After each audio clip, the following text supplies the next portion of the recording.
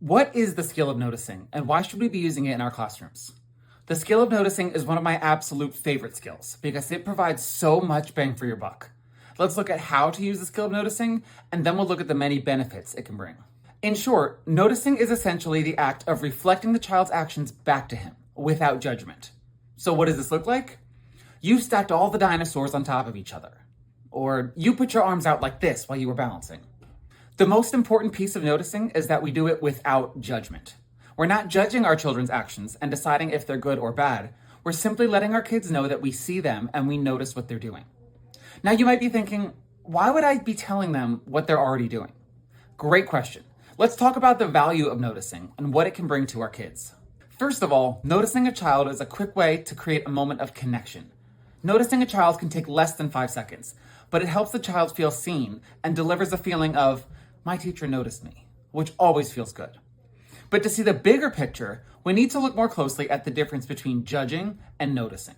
When we judge a child or an action, we're labeling it as either good or bad. And judging isn't always negative.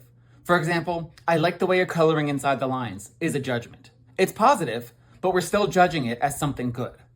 When we notice, on the other hand, we're simply verbalizing what we see. We're not saying it's good or it's bad, that we like it or we don't like it, just that we see it.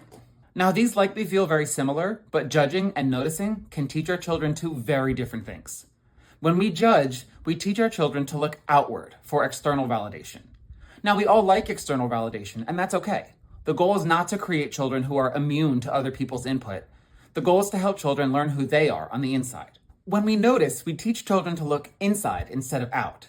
This can support the development of confidence, because instead of teaching a child to crave the positive words of others, we're teaching him to notice what he's doing and learn more about himself. Commenting on what's happening inside a child, or on the process and not product, can help a child learn to gaze inward instead of out. So does this mean I can never tell my kids I'm proud of them, or that they did a great job? Of course you can. There will be moments when you are proud of your children, and you should let them know. We just want to avoid overusing general praise. The child who brings you every piece of art to ask, do you like it, turns into the adult that always seeks out the approval of others. So what do we say about this child's art to notice it instead of judging? A helpful tip is to remember that judgments start with I, noticing starts with you. So judgments sound like, I like it, I think it's amazing. While noticing sounds like, you drew squiggles all over the page. You used red and yellow to make orange. For more on this topic, check the description for an article and a video with more information.